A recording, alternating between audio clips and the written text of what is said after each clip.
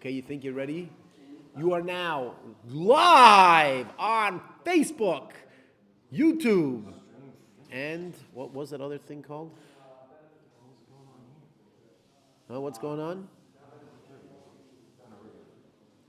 We're on new. We need to get some viewers already. Where's our viewers? Come on, let's have some viewers live on our live video. We have our technical guy trying to figure out a couple things. Hopefully it'll get started in a second. I do want to remind all you viewers, the guys that are watching from the other end, that you should be sharing this video, you should be liking this video, and you should be commenting on this video and asking questions if you feel they're appropriate, and we will try to give you answers. Of course, we will not hold you accountable to that, but we would definitely appreciate if you would help us spread the light, right? Spread the light. The wisdom, maybe. Why the light? Anyways, to help make sure that more people see this video, you should be sharing this, liking this. And of course, if in middle of the live class you actually dare to leave a comment during the live class, we might actually mention you and answer your question perhaps. So if you want to feel appreciated, loved, cared about, recognized all the way from the holy city of Tzfat, I would highly suggest you put a comment on there. And if you're on YouTube, you should definitely subscribe and hit the bell button, because this way you will be reminded every time I come live, which we've been doing every day for the last few days. We'll see how well, depending on your participation, that's how we're going to decide whether we're going to continue. So the more you participate, the bigger chance there is for us to continue this program. All right? Now, yeah? If you like this content from YTD, go to YTD.com and feel free to give us a thumbs. YTD.com? There is actually, no, it's actually The Way Inside. Our yeshiva is The Way Inside, thewayinside.org, O-R-G, and, and you could donate there, The Way Inside, donate. Say you donated because you saw me in this class, and then maybe I'll get, maybe they'll give me a little kickback. Maybe, I don't know. We'll see. I have to organize with the rabbi that says, give him a kickback because he did his class live online, and that's how we got the donation. Anyways, before we begin, I wanted to do a bit of an interesting meditation or contemplation on something that I was thinking about today, and I think it's very relevant to general Talmud study. Okay? Very often people, when it comes to religion and spirituality, they are aloof. It's like there's the world of God, and then there's this world, right? There's only one problem with that, is that who created this world is God. And so what many people use spirituality and religion for is what I call an escape. Escape is a way of getting out of our reality, and they think that somehow the God that created this reality wants you to leave this reality, even though he's the one that put you here. Does that make any sense? I don't think so. I think that if God created this reality, and he put you in this reality, there's only one logical conclusion that you could and should be making, is that the most important reality for you at this time and place is right here. And as a matter of fact, it even says that in Deuteronomy. Okay, in Deuteronomy it mentions this. It says, Lo b'shamayim hi. It's not in heaven. The Torah is not in heaven. It says it's close to you. Ki korev elecho hadavar ma'od beficha uvelvavcha la'asosei. So those of you that think that you're doing God a favor by escaping this reality and living in a reality that's not here and now, you are actually destroying and, how should I say it, insulting God in his very creation, okay? So it's not about escaping this reality and living some fluffy life in the top of a mountain, excluded, where you meet no one, etc. And then you're like, oh, I'm pure, now I'm pure, and I'm different, and I feel cool. No, that's a fantasy, that's an escape. That's exactly what happens when a person takes drugs, okay? You ever took drugs, Dan Sadiq? Sure. Huh? It's about me today. He says not about him today. I don't know who took drugs. Drugs? What? Drugs? What are you talking about? I used to do drugs. You used to? Oh, I here still we do, have but I this. used to too. Huh? Oh, you still do drugs? Oy vey. Could you, which drugs? Coffee. As a matter of fact, one time I went to the doctor, and he asked me if I'm on drugs. I said, yes, I'm heavily addicted to coffee. And he was like, well, you're right, that is a drug, but we don't count it. Anyways. It's denial. Huh? Denial. It's denial. The doctors are in denial. They're in denial that coffee's a drug. I actually got off of coffee because it almost killed me. Don't ask me about that story. You want to know more of that story? No, you're not interested. Huh? I am interested. You are interested? Huh? Offline? I don't know. I shouldn't share all my private situations with the people online. What's wrong with them? Why should I share with you and not them? Why are you any better than the guy that I have no idea who his name is? Thaddeus Melchior,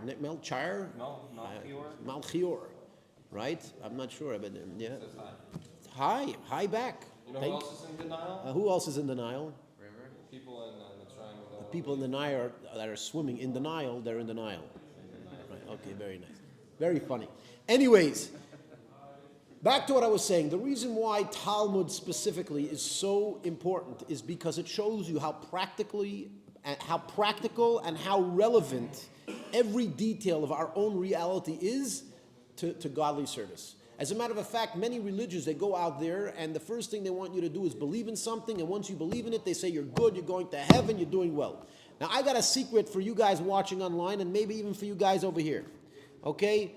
Your entrance into hell or heaven, either one, is not going to be decided based on what you believe. It won't be. I'm sorry, anybody that told you that is wrong. Okay? It's going to be based on what you did and what you accomplished. Okay, that's a very important element that a lot of people don't understand, but that's exactly what you're going to be judged on. No one's going to be judging, why do you believe this? Why do you believe this? Because that's the life you had. Those are the experiences you had. They're going to judge you on what did you accomplish? What were your actions? Now, even belief could be an action, because if you believe something, then you should at least research it and ensure that it is actually accurate. Okay, why is the guy, if belief is so important, if belief is so accurate, right, and it's so virtuous, right, then maybe a suicide bomber is a very holy person, right, because he's following his belief. He thinks he is. Yeah, he thinks he is, but does that mean he is?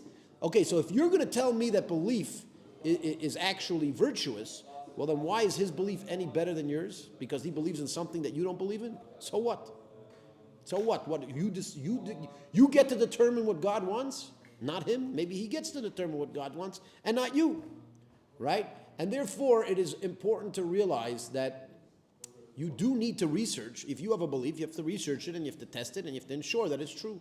Okay, so it's not, and that's what you're going to be judged on. You're going to be judged on your effort and your actual implementation of what you understand is the best thing. And I believe this, and people have argued with me with this in the past, but I believe 100%, not 2%, not 3%, 100%, that if you honestly and sincerely follow what you understand is the best thing at that point, at that given time, you will be virtuous. And you know what? The God of the universe, if in fact you're doing something wrong, he will show you messages. So you have to be open. You have to be open to listening and participating in God's communication to you. But at the end of the day, you have to you follow what you understand is the best thing at that given time. And God will hopefully show you throughout the time what is in fact the right thing. And believe it or not, God does speak to you. Okay, a lot of people say that if you speak to God, it's a healthy thing. But if he speaks back, you got a problem. You ever heard that one? You never heard that one? What's wrong with you? How does a Jew not hear such a famous joke? Are you Jewish? Huh? Uh-oh. No, just kidding. Yeah, anyways. But the fact is that God does communicate with you. But God has a much more complex way of communicating with you. God communicates with you with every single thing that goes on in front of your face is God's communicating. God is constantly communicating with you. The very fact that you're sitting here listening to me means that God is communicating to you through me. What is he telling you? I can't tell you what he's telling you. But I can tell you that right now God's communicating to you through me. And that's also for you guys online. that are listening to this. God is communicating to you through me. That doesn't necessarily mean I can tell you what that message actually is. You have to listen to my words, and then through those words, you are getting a message from God, and I'm not sure what that message is. Okay? Now, based on this, that is why it's so important to study the Talmud, to study the Gemara, because you're going to see how intricate it is and how detailed it is on understanding things from the depth. And to understand this world and to understand godliness and to just understand virtue to the max. Right? That is what's going on here in the Gemara. I do want to tell you guys that are viewing that you do have the ability to put messages to me during the class by writing a comment. If you write a comment during the live class, I might actually be able to read it and possibly respond to it if in fact it is something that I feel is something I should respond to. You see, what did he say? Said something interesting or no? Said you don't have to be Jewish to have to speak English to have heard the joke or any variation of other languages. That is actually true. That is actually true. You don't have to be Jewish to hear the joke, but if you're Jewish and you didn't hear the joke, then there's a problem, right? If you're not Jewish and you didn't hear the joke, okay, Jewish people are constantly joking all the time. We're one big joke. That's what the Jewish people are, one big joke, right? It's very funny, but it's, you know what they say, within humor, what do they say? There's a lot of intensity within humor. There's a statement like that. There's a lot of deep truth in humor, right? And that's why Jewish people are one big joke, right? We like joking with each other. We like joking with others. And thank you all for joining our joke session, which will include some very deep logical and spiritual concepts, etc. All right? Good. Now, I do want to reiterate a little bit from yesterday's Gemara because some people are having difficulty understanding it, etc. Okay? We started out with 3 opinions regarding mixing hot water and cold water on the Shabbos, on Sabbath. Okay? Now, on the Sabbath, we're not allowed to cook. The Jewish nation is prohibited from cooking on Shabbos. Now, if you heat up water, that is actually considered cooking. And you're not allowed to do that on the Sabbath. I'm sorry, you can't do that. Okay? Now, the question is, when you mix hot and cold water, the cold water is being heated up, and is that in fact cooking, or isn't it in fact cooking? What do you think, Yitzchak? Depends. Good. What does it depend on? If it's hot into cold or cold into hot, it also depends on... Now you're getting a little bit confusing, but what does it really depend on? What does it depend on if you're cooking, you're not cooking? Raising the temperature past a certain point. Oh, so are you raising the temperature past a certain point? If up until a certain point, it's not considered cooking. Only past that point, it is considered cooking. Okay? So if you raise, we said it's approximately 115 degrees according to the most strict opinion. Fahrenheit, that's right, Fahrenheit, not Celsius. 115 degrees Celsius, water doesn't exist at that temperature as far as I know, right? Unless you pressure it. You ever used a pressure cooker? Yeah, you could get water to heat past 100 degrees Celsius with a pressure cooker. But that's a bit dangerous. Anyways, so it depends whether you're raising the temperature of that water beyond Yad Saledis boy or not. That's what it depends on. Right? Good. Now, if you have boiling hot water and you're going to pour hot water into cold water, according to some opinions, there's no way that the cold water could get heated up quick enough to reach a point where it is a problem. Only if it's below. Then only if it's the other way around. If you're putting cold water into hot water, then the cold water will heat up. Okay? So we really have 3 opinions here. We have one opinion called Beis Shammai, and Beis Shammai holds. Okay, for anybody out there that wants to learn an interesting ancient name, you want to meet a Talmudist, you tell them about Beis Shammai. Shammai, remember the word Shammai. Okay, if you remember the word Shammai, you go to something. Yeah, I remember Beis Shammai said, and everybody will be like, oh wow, this guy knows his stuff, right? And another one is, what's the other one besides Beis Shammai? Beit Hillel. Right, you say Hillel says, tell somebody that Hillel says, and they'll be like, oh, wow, this guy knows his stuff. Right? Huh? Anyways, so Beis Shammai says, if you're putting hot into cold water, it is not a problem. But if you're putting cold water into hot water, it is a problem. Okay? Now, why would there be a difference if you're putting hot into cold or cold into hot? Anybody? By the way, the people that are watching this live could also put in the comments if you think you have an answer to one of my questions. Yeah? What's the difference between putting hot into cold or cold into hot? How does that make a difference in reality? No? Any scientists out there? Anybody think that they're a scientist? Huh? You don't think you're a scientist? Oh, he's a real scientist, this guy, you know. Yeah. Anyways, that's why he's not answering, because it's like, you know, this is easy science. I can't answer this question. What's the difference between putting hot water into cold water or cold water into hot water? Bottom rules. So we said that there's a concept, halachically, the bottom rules. The bottom one has more strength. Now, specifically, when you're putting hot into cold water stays at the top. Since it stays at the top, it will kind of bounce into the cold water and then float to the top, and the two will remain separated, right? But what happens if you pour cold water into hot water? The cold will sink to the bottom, and since it's sinking to the bottom, it has all that space that is as it's sinking, it's completely mixing and getting hotter, so the hot has a bigger chance of heating up the cold water if the hot water is on the bottom, right? Anyways, that theory is actually a theory that I personally came up with. It's not written in the Gemara. All right? Yeah? Good. Now, Beis Shammai says you can always put hot into cold, but not cold into hot. Beis Hillel says in a cup you can do whatever you want, but in a ambati, right, which is a built-in bathtub, there you can't. There you can't do it. Right? You could only do hot into cold and not cold into hot. Right? Good. This is live for whoever just asked that question. And Mr. What is this? How do you say renegade? Renegade. Mr. Renegade, this is live, and you could ask questions if you want, and we'll be happy to answer them if it's appropriate to the class. Okay? Good. So we have Thaddeus basically answer the question that I was, as I explained it, it seems he's explaining it the same way, which is good. You got it properly. Thank you. Good. Let's continue on. Now, we have Rabbi Shimon that prohibits, but that's all that it says. The quote says, Rabbi Shimon prohibits. Now, the question is, what does he prohibit? It is not clear in the Gemara, or in the original quote, what he prohibited.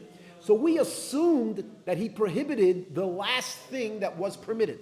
Because that's usually when somebody prohibits something, it's prohibiting the last thing that was permitted. Right, Yitzchak?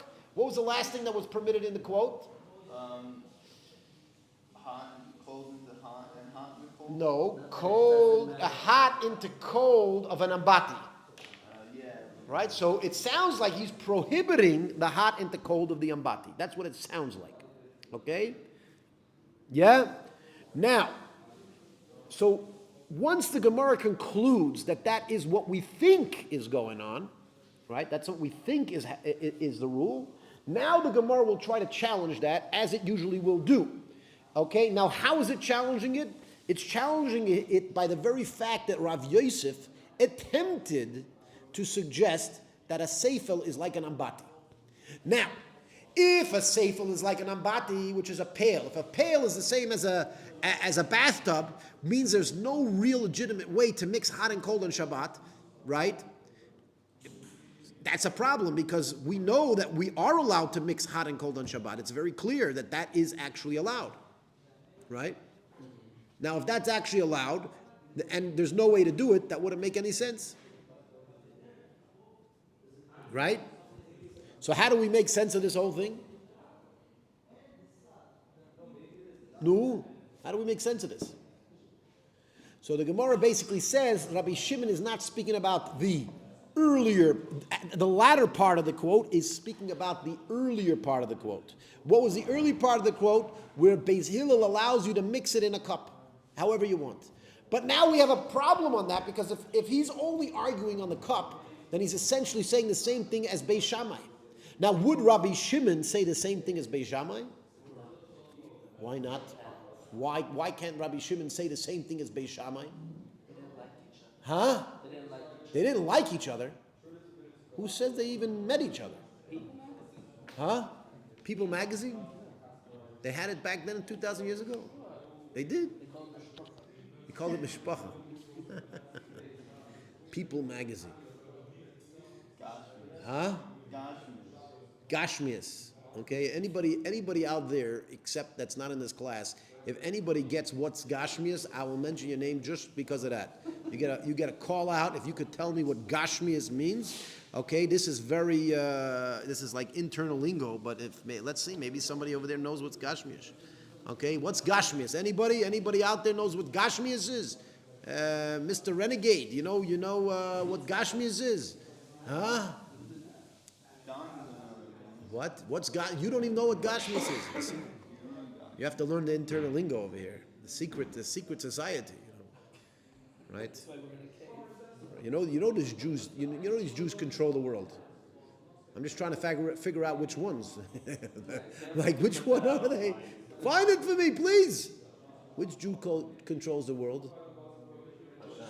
George Soros. They say he's Jewish. I don't know. Do you believe he's Jewish?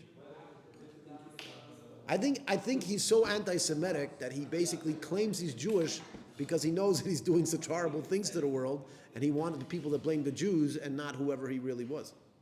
I don't know. That's just a conspiracy theory.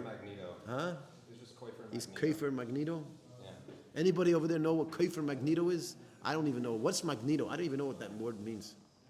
What's Magneto? It's from the X-Men. It was Magneto. He's the supervillain, but when he was a kid, he was in Auschwitz, and then he saw his parents get carried away to the concentration camps, and he saw the horrible things the Nazis did. Yeah. And then unlocked his mutant powers, and then later used his mutant powers to try to subjugate the world and destroy it. Oh. That's literally what happened to George Soros. That's what happened to George Soros? Literally. Tell him what his power is. All right. What was his power? Magneto's power is he can make magnetic fields and control metal and stuff. Oh, is he real? No. No, he's George Soros. Huh? What's Hashem's power? What's Hashem's power? I don't know. Anyways, let's get it. What's that? Infinite what? Power. Infinite power. Huh? Infinite. Infinite power. Okay. Anyways. And finite. Yeah. So back to what we're saying from the Gemara. Okay. The Gemara is basically saying what? The Gemara basically says Rabbi Shimon is not going to say the same thing as Beis Shammai, not because he can't say the same thing as Beis Shammai, is because they lived in different generations. And usually early generations did not argue with people from later generations. Okay? Or the opposite. Well, yeah. The people from later generations didn't argue with the people from earlier generations. And they didn't either side with them. By the way, you should know, I want to teach you guys, those guys that are online as well as my students over here, I want to teach you a rule of respect, okay? A rule of respect. It actually says, on one hand, you're not allowed to disagree with your father because that's disrespecting your father. But you know what else it says? You can't agree with your father either because that's disrespect. Why is it disrespect to agree with your father? Why would it be disrespect to agree with your father? It's as if you think that your opinion matters. Huh? It's as if you think that your opinion matters. Very good. It's as if you think your opinion matters, but it's more than as if you think your opinion matters. It's trying to say that your dad's opinion is not strong enough without you. Therefore, he needs you to back him up. Right? You know, you have these street preachers. They usually have like 3 guys behind them, and they preach, and then the 3 guys are like, yeah! What? You have the entourage. Yeah, true that.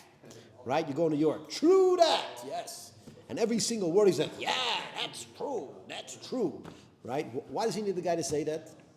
Because no one's going to believe him unless he has 3 guys behind him saying, that's true, which means he has no power in himself. He has no authority in what he's saying. And he needs 3 guys to stand behind him and say, yeah, that's true, man. That's true. Go for it. Yeah. Right? Now, why? So basically, he needs people to back up his opinion. Now, if you actually say in public, in front of other people, you say, Dad, I think you're right, that's actually disrespectful because you're basically saying, listen, Dad, we wouldn't have believed you unless I said I think you're right. Right? Meaning I'm backing you up. I'm endorsing you. Right? Your dad needs endorsement. Shish. What kind of disrespect is that? You think your dad needs your endorsement. What's wrong with you, man? Sheesh, that's disrespectful. And it's the same thing. If a rabbi of an earlier generation said something, by the way, sometimes they would argue with him, but they would definitely not agree with him. Because agreeing with him would be like, hold on, this is great rabbi needs me to agree with him? What's wrong? Why would he need me to agree with him? Doesn't make any sense. So why does he reference it? Oh, so now that we have Rabbi Shimon, he cannot be saying, again, the Gemara is already concluded that Rabbi Shimon cannot be saying the same thing as Beis Shammai. Now, if we just calculated that in fact Rabbi Shimon is saying the same thing as Beis Shammai, means that something is wrong in our understanding of what's going on. Okay? Number one, we need to understand we're wrong. I've said this a lot and I'll say it again. One of the biggest flaws in science today is the lack of ability for many scientists to say we don't know. Okay? If there's a phenomenon, if there's something that happens, what they do is the scientists get together and they come up with a hypothesis. Okay? They come up with an hypothesis and they say, okay, well, now that I came up with this hypothesis, let's assume this is true until proven otherwise, right? And very often I've spoken to scientists about various different things and I've showed them flaws in the very hypothesis. And they say, well, so give a better hypothesis. In other words, it's a result of human arrogance, and I would say specifically scientific arrogance. What they basically say is that we know the best, right? And therefore, if there's a phenomenon, if there's a situation, right, the best hypothesis is the closest to the truth. But that's not necessarily true. It could be we just don't know. Now what happened, the reason why this is very destructive to science today, and it's horrible what it does to science today, the reason why it's so destructive is because what happens is another scientist, say 50 years later, he actually discovers the truth. Now he has to take down the scientist that makes no sense, right? And everybody's like, well, how do you take him down? He is Mr. blah, blah, blah, blah, blah, blah, blah. Okay? And Mr. blah, blah, blah, blah, he has authority and he is trusted and he was a person that everybody listened to. So how could you come and reject him? The answer is the guy to begin with didn't have any point, right? And that's why it's very important that in the Gemara, in Talmudic logic, very often the first thing we need to understand is we don't understand anything. Once we understand that we don't understand something, that something's wrong, now we can try to figure out what's right.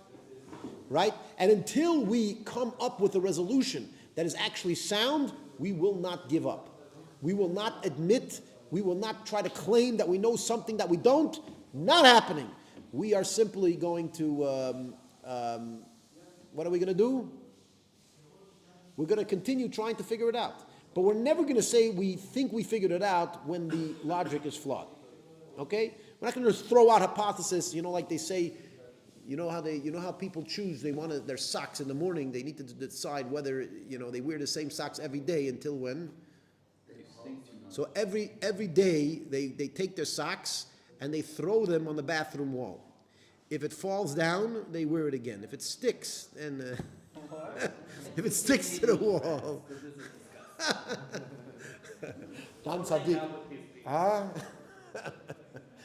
Dan Tzaddik is like, oy vey, those were the black marks in my bed. I was wondering what those black marks were. Anyways, yes, don't try it at home. It's good to wear new socks every day. And What's that? You could do that with pasta. With pasta? You see if it's ready. Just one piece. But don't do it on the same wall as your socks. Don't do it. Don't do the pasta on the same wall as your socks. That wouldn't be good. Anyways, I want to remind you guys watching that you could put a comment, and if you do, I might actually mention you during the live class. We are still live, and you have that option right now to put a comment. And if you do, if it's a question or a comment, we may mention it if we feel it's relevant to the class. All right? Let's continue. Where are we going? Okay. So, now we decided that Rabbi Shimon disagrees. Sorry, Rabbi Shimon is not saying the same thing as Abaye, and is not saying the same as Hillel. So, the only option we have left in this situation is, what's the only option we have left in this situation? To say that Rabbi Shimon means something completely different. What is that we think he's saying completely different? Huh? So we say that he is pretty much saying that there was never a discussion between Beis Shammai and Beis Hillel. There was never such a discussion. Yeah, he's disagreeing with the fact that this discussion took place. You'll say, "Oh, I thought it did." What do you mean? I read it says right here that it took place. Yeah, well, somebody said it took place, but he says it didn't take place. And what he says is that there's one simple rule: you can always put hot into cold, and you can never put cold into hot. That's what he says. All right, and that is the end of the discussion on that particular part of the Talmud. Now, David Berenstein is getting antsy. He's like, I want to move on already. Let's go on to the next piece of Gemara. I understand this, and I just want to move on, right? Huh? Yes? Good. All right. So now we're going to tell you a story after everything we concluded. Now, what did we conclude? We concluded that you're allowed to put hot water into cold water, but not cold water into hot water. Yeah? Huh? Okay. Let's read this story. Amar Rav Huna, bereid Rav Yeshua. Rav Huna, the son of Rabbi Yeshua, said as follows. Was that really your dad? No? Somebody commented he's your dad. I'm like, what? I'm like, what's going on here? You're going to be prepared to ignore a lot of nonsense. There's a lot of nonsense that people... Not yet. Oh, not yet. Eventually. When we start getting 100, 200 followers, we're going to start getting a lot of nonsense, and we're going to have our friend David Collin over here. He's going to make sure that keep the crazy comments in check. But all the good comments we definitely appreciate and like. Anyways. And if you bless us, you'll be blessed, and if you curse us, you'll be cursed. If you bless us, you'll be blessed, and if you curse us, you'll be cursed. Okay, there you go. You can bless us in the comments as well if you want, right? And there you go. And then you'll actually bless us. When you comment, it actually goes to more people, and then it's also a blessing, right? It's helping us bless. If you share this video, it's also blessing, etc. Anyways, let's continue. Amar Rav Huna bereid Rav Yeshua. Says Rav Huna, the son of Rabbi Yeshua, Chazina leil Rava. I saw Rava, okay, the loy koped amona, that he was not particular about this whole water situation. Okay, he didn't care about it, which means that he put hot into cold, cold into hot. Seemingly, it didn't make a difference to him. Why didn't he care? So it says as follows. Midetani Rabbi Chia, from this that Rabbi Chia taught, Noisin Adam Kisin Shalmaim Utich Seifel Shalmaim. Rabbi Chia taught a brisa that says a person can place a jug of water into a bucket, whether it's cold into hot or whether it is hot into cold. Either way, you can do it either way you want. Yeah. Amalei Rav Huna Rav Ashi. Now Rav Huna responds to Rav Ashi. He asks Rav Ashi as follows: Dil Mashani Hasan. Perhaps that situation is different. Okay, even though it says over there that he didn't mind putting it into cold, into hot, or hot into cold, maybe that's different. The mifsak kli, that it was separated by a vessel. So perhaps when Beis Shammai and Beis Hillel were talking about pouring cold water into hot water, they were talking about actually pouring the water, the hot water into the cold water, or the cold water into the hot water. Either one, right? However, in the case that we quoted, it says that he put a flask or something like a bottle into a bucket. Now, if you put a bottle into a bucket, you're not putting the water into one another. You're only putting it's separated by the vessel. The vessel itself separates them. And perhaps the separation of the vessel makes all the difference. You understand? Maybe meaning to pour the water in directly. If you pour the water in directly, it's one of the waters are definitely either heating or cooling the other one, right? Depending on hot into cold or cold into hot. However, if you have it in a vessel, the vessel is separating it from the water. Even if the water is hot and you're putting in a vessel of cold water, because there's a separation of the walls of the vessel, perhaps that weakens the power of the heat. That it's less able to heat the water in the flask or whatever. Here's the bucket that has all the hot water. and you have this separate vessel that's filled with cold water, and you're taking the cold water vessel and placing it into the hot water vessel. Correct, and correct, and that means that there was a separation between the two. The walls of the vessel separate between the two. Yeah. So again, he suggests maybe that's the difference, because if you look at the wording is he takes a flask of water and puts it into a bucket of hot water, right? So because he uses it sounds like he's talking about putting it in while it's still in its vessel and not pouring the water in directly. Which word is flask? Well, the word is kisoin. Kisoin is it's. I use the word flask just so that you should understand what's going on. Huh?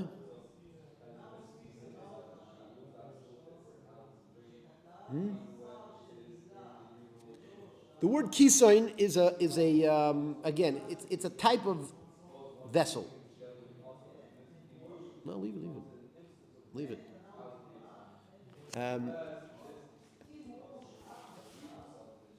Anyways, where are we?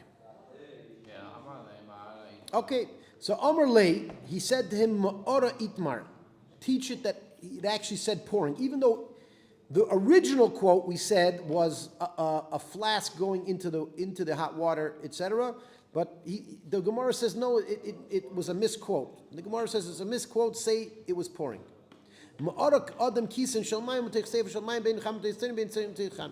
So after the entire discussion that we had and all the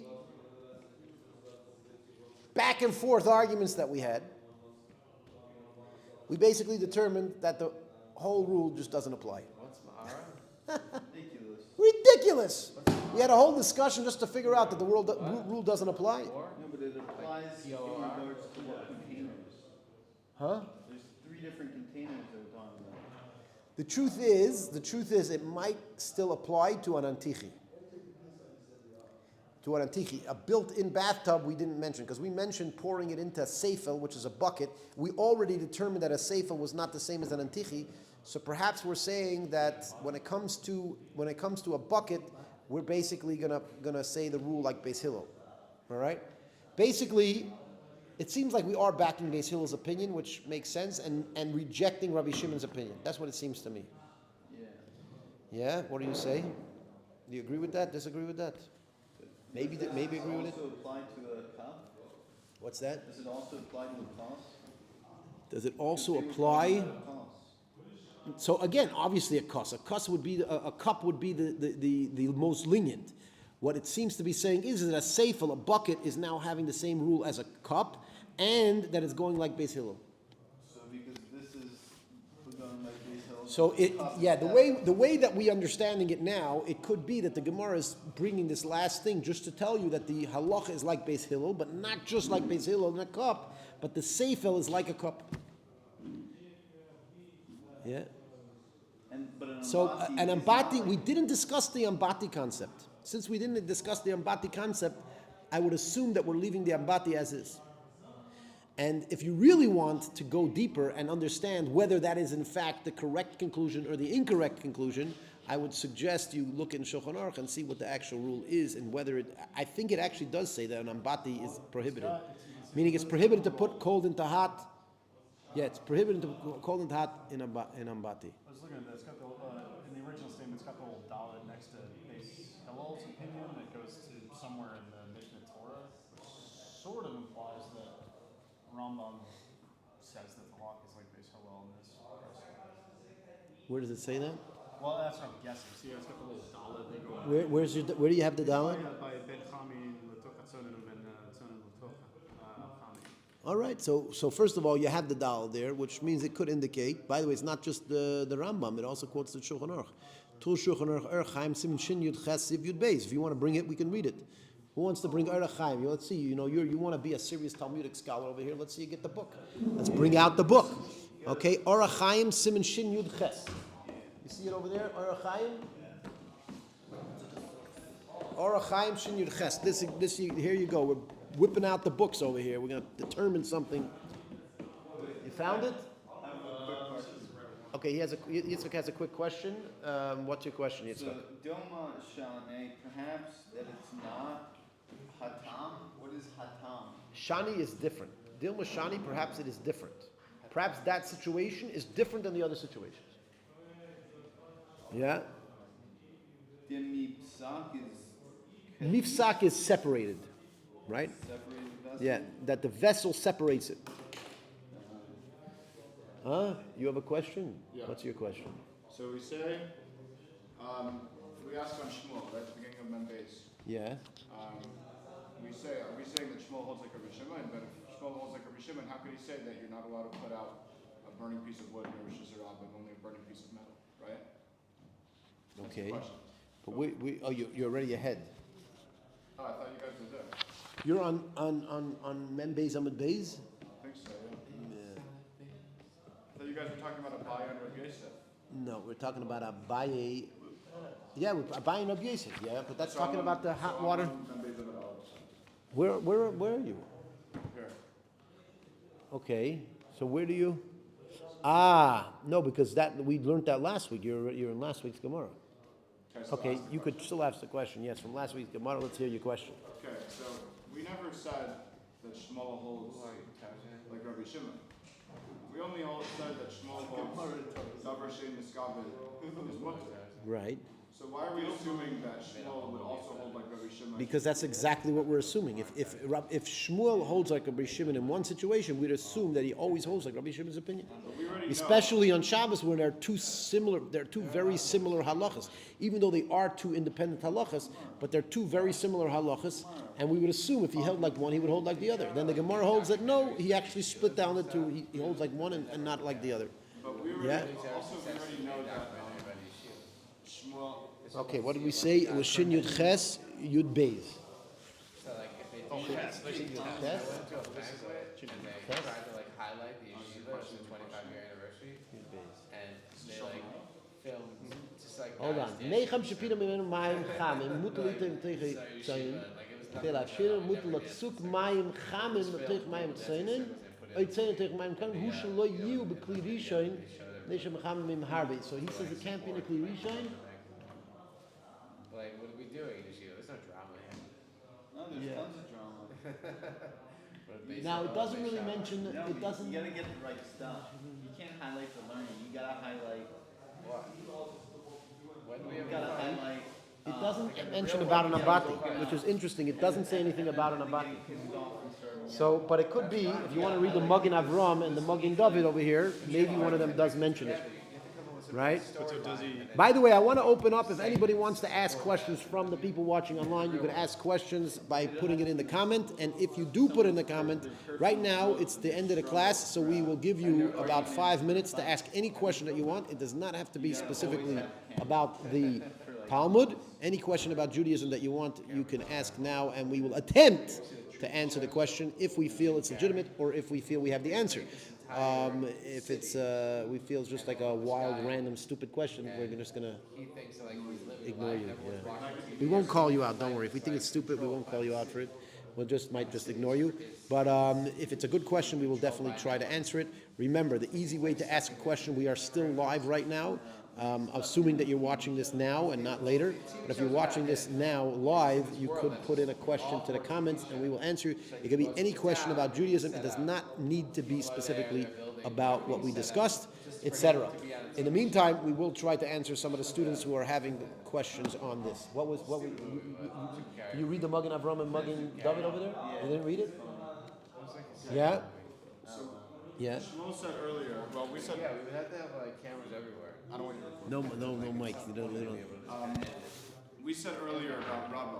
Yeah. Rabba only holds, he holds like Rav, but he holds like Shmuel in 3 opinions. Okay. And one of those 3 was Rabbi Shimon with regards to Greer. Right. We established that Shmuel holds specifically like Rabbi Shimon in that case. By Greer, Like right? Greer. So Right. would that imply that Shmuel only holds like Rabbi Shimon with regards to Davar Shein and Miskabed and not? No, we're talking about was it Rava? No, Rabbah, right? Rabba. We're talking about Rabbah, and Rabbah held like Rabbi Shimon. Rabbah held like Shmuel by greater that the halach is like Rabbi Shimon. He doesn't say about anything else. We're not discussing. We're not even discussing Shmuel's opinion. We're not discussing Shmuel's opinion at all. I mean, So we can still assume. that Again, Shmuel- we're discussing Rabba's opinion, not Shmuel's opinion. Like people are going Right, too but if we're fast. saying That's Rabbi like, Shimon with regards to gets Greira, really not pissed like off. Rabbi Yeah, Shimon it feels in like general. No, because Rabba only holds like Shmuel with Greira. In that rule of Greira. Rabba only holds like Shmuel by Greira. It could be that Shmuel holds like Rabbi Shimon in other situations as well, and then we ignored it. Yeah. Okay, we have an interesting question from the crowd. Are you allowed to cut your beard, or do you choose not to? Oh, you see, that's a good question. What do you say? Are you allowed to cut your beard? I'll pick Kabbalah, no. Oh, okay, that's a good answer. Now the fact is, the 3 weeks. So, that's a good point. So first of all, at the moment, the Jewish people are in 3 weeks of mourning the temple's destruction, which ends in the 9th of Av. You can look that up. And Jewish people are prohibited from cutting their hair, and obviously that includes the beard, in these 3 weeks. That will be for all Jews. So if you have a Jewish friend and for some reason he starts growing shrubble for the next 3 weeks, you'll know why, because we're not allowed for these 3 weeks starting. When did it start? It started last Tuesday, right? Last Tuesday, and it's exactly 3 weeks. So it's, well, today's Tuesday, then another 2 weeks. Another 2 weeks, they grow. So if you see your Jewish friends are starting to grow a little bit of stubble, so you'll know that they're not cutting their hair at all for the next 2 weeks. Except what? The mustache that interferes with eating. Oh no, but that even in the 3 weeks, I don't think you cut. Yeah. You could cut? Okay, so you could cut, maybe you could. Anyways, that being said, there is actually a dispute amongst Torah authorities whether a person's allowed to cut their beard or not. There are those that say that it's 100% prohibited biblically to cut your beard. There are others that say that depends how you cut it, okay? Now, in the Torah it says, do not destroy the corners of your face, which include your beard. And some rabbis, well, not some rabbis, most rabbis hold that prohibition is only if you're taking a razor and putting it straight to your face, which you're literally cutting out the hair at the second it comes in, you're cutting it right out. So some rabbis say that is the only prohibition of cutting your beard, and therefore many Jewish people, they use machines, right? Machine razors. Now the machine razors actually are kind of like scissors, right? If you know how they work, they're kind of like scissors where they have two pieces of metal cutting on each other. It's not cutting directly on your face. A razor is actually using your face as the other side of the scissors. That's how a razor works. It's using your face as the second side of the scissors to cut your beard. Now that everybody agrees, all authorities believe that it is 100% prohibited. You're not allowed to cut your beard with a razor. However, what's that? Even if, like, let's say your work, your occupation requires that you're clean shaven. You're not allowed to do it, no. What if your job requires you to eat pig? You can't do that. No, I'm serious. You can't do that. I understand.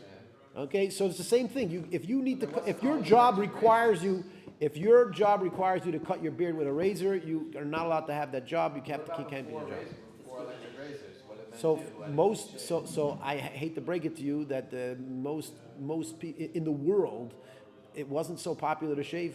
A lot of people had beards. Okay, as a matter of fact, when it became standard to shave, it was already when machines came out, and very often there was machine razors, and these machine razors basically were like scissors, and therefore it's allowed according to some authorities. Now, there's a different prohibition, which I'm not going to get into, that some rabbis hold prohibits you from cutting your beard at all in any way, shape, or form.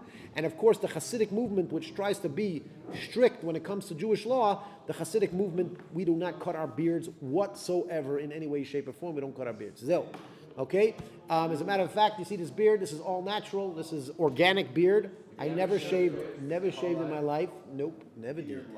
Nope, never shaved. Except my beard. Nope. I never cut my beard. Now sometimes I stick my hands through my beard and then a piece of hair comes out. But yeah, I've never actually shaved my beard. Wow, so there might be a piece of hair in there that's 40 years old. how old are you? 41. What's that? There might be a piece of hair that's like 28 41 years. years old. Could be. No, I don't think so. It usually doesn't last. It usually doesn't last that long. We have a very interesting question there. Go back to the question a second.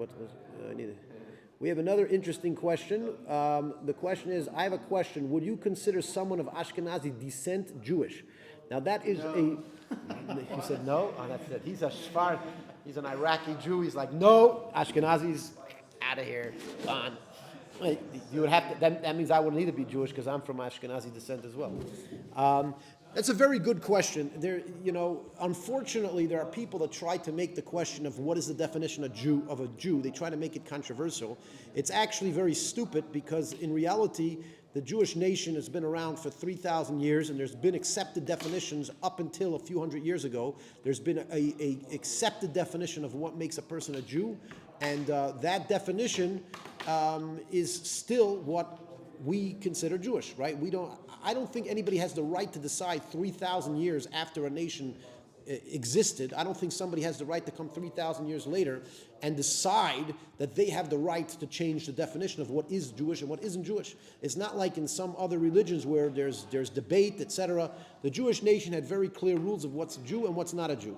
Okay? The rule is very simple. There's two ways you can be Jewish. Either if your mom is Jewish or if you convert using the proper, how should I say it? What would you call it? The proper affiliation technique, whatever it is. You have to use that, one of the two. That's what makes a person Jewish. Okay? Now, I'm assuming that the question comes from person that takes DNA tests. DNA tests today are not as accurate as people think they are. There are certain things that they can almost prove completely, like your father, your brother, etc. But when they tell you you're Greek, you're Russian, you're Romanian, you're Jewish, Ashkenazi Jewish, these things are not hardcore science. It's actually what they do is that the first, say, 1,000 or 2,000 people that they did tests on, they basically asked them a questions, and what do you know about your past? And let's just say that 9 out of 10 people that said that they have Ashkenazi past had a certain DNA marker, so that anybody else that has the DNA marker, they assume they're Ashkenazi. It's not necessarily a fact that you're Ashkenazi Jewish. It's not necessarily that you're actually from Jewish descent just because your DNA officially, what do they call these things? Ancestry.com and all these things. It doesn't really mean that you definitely have Jewish ancestry, and it definitely doesn't mean that your mom's mom was Jewish. Okay, so again, if you know for a fact that your mom is Jewish, you have accurate detail, and I mean Jewish based on the biblical definition of Jewish. And if you're wondering what that definition is, you can definitely send a comment or send me a email, and I can deal with that. But at the end of the day is that if you know for a fact that your mom is Jewish, then you're Jewish. If not, then you have to go through conversion process, etc. Here's an interesting question. Is it possible to become a Jew if I cut my beard in my life? Absolutely, you can become a Jew even if you cut your beard before in your life. Although if you're going to convert with a Hasidic group, you're going to have to stop doing that. If you convert with a non-Hasidic group, then it could be they might allow you to cut your beard after you're Jewish as well. But in a Hasidic group, you definitely will have to stop doing it. What is that? Would I need to have my foreskin removed to convert? Yeah, absolutely. I hate to break it to you. We're going to chop something off. You want to become Jewish? You're going to have a little less down there, and that's that. You just got to live with that. That is one of the requirements if you want to become Jewish. Yeah. Anyways, I think the person that asked that is not, that's it, he's out. I'm not going to Jewish. You want to chop me up? Forget about it. That's it. As a matter of fact, somebody once complained that I didn't accept him as Jewish. I said, no problem, pull down your pants, I'll do it right now, and make you Jewish. That's it. Whoop it out, make it happen. Anyways, yeah? Anyone else? All right, we're going to give you another 5-6 seconds to ask any more questions, and then we're going to have to move on because our class over here needs to continue learning the Talmud on their own. Again, if you have any more questions, you put it in the comment, and we will try to answer the questions. You have another 10 seconds, and then we're going to shut it off. If we don't have a comment in the next 10 seconds, then, or a comment or question that we feel is worthy of discussing, then it's off. All right? Oh, we have another one. Can I get an Israeli passport with heritage linkage? Again, if you're talking about the DNA, no. The Israeli, according to our friend David Bernstein over here, he says that the Israeli Supreme Court officially knocked that down, and it's not good enough. to get Israeli citizenship. Yeah. Are Messianic Jews still Jewish? That's a very good question. First of all, I think Messianic Jews, many of them were never Jewish. So it's not, are they still Jewish? Many of them were never Jewish. Messianic Jewish movement, as the one that's called the Messianic Jewish movement, is really a Christian movement that decided, it's a Christian movement that decided that they wanted to adopt more biblical style rituals and act more Jewish. But it's really a Christian movement. It's not a Jewish movement. And unfortunately, the name Messianic Jew very often attracts us, a few Jews. So in the movement, I'll tell you what, I've met a lot of people that call themselves Messianic Jews. Of them, I think maybe 10% are actually really Jewish. The other ones are just Christians that wanted a more Jewish style, congregation, and that's why they do that. So yeah, so again, the name could be a little bit, how should I say it, misleading. But yes, the Messianic Jewish movement is definitely not a Jewish movement. It's a Christian movement that chooses to use that name because they're Christians that want to have a more Jewish ritual. And by the way, it happens to be that they might attract a few Jews that want to go to Christianity, but they want to maintain their heritage. So it's kind of like a go-between. I wouldn't suggest it because I think if you want to be a Jew, you should be a Jew the real way. Right? No cutting corners. And if you want to be Christian, again, I might not, if you're Jewish, it's not good to be Christian. For a Christian, it might be good to be Christian, right? Might be better than the alternative. Today we have, what's the alternative? You're going to be a far-fledged, far left-wing atheistic maniac? I would much prefer a guy be Christian than be a far-flung left-wing maniac. I don't know what. Anyways. Good. That's a question. We answered that question. I heard that in Old Testament, Jewish people had to do something to have their sins forgiven. Okay, so first of all, that's a very interesting thing. I know it's spoken a lot about in Christianity, about how is sin forgiven. There are various different ways. There's a lot to speak about. It's a bit beyond the scope of a quick question-answer session. If you want, you could private message me, and when I have time, I'll try to answer it. It is a bit of a longer answer. In simple terms, God, there's a difference between being forgiven for sin and having the soul properly cleansed for sin. To be forgiven to be forgiven for sin, you just have to decide resolutely that you're never going to sin again, and then you're good to go. Right? That's how you're forgiven for sin. If you completely and honestly, sincerely decide that you're never going to sin again, then that is itself the atonement for sin. All right? Anyone else?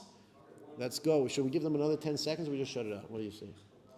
No, should we give them another few seconds to ask questions? What do you say?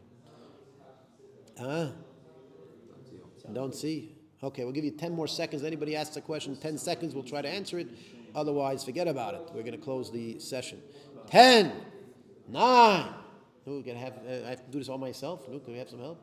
8, 7, 6, 5.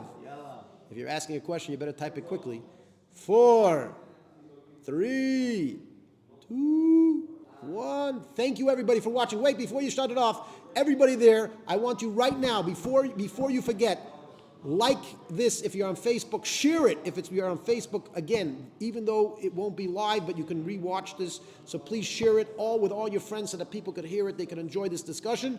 As well, if you're on YouTube, make sure to hit subscribe and the bell button so that you stay in touch with us and you hear when we come back on. I much appreciate it every time I see people on asking questions and commenting. You could still ask questions, by the way, and I might answer you later. But yes, do it right away before you forget. Please, right now, hit subscribe. That's that. All right, let's continue. I think we're going to go off. There you go. We are going to... Bye-bye. Thaddeus said, enjoy your day.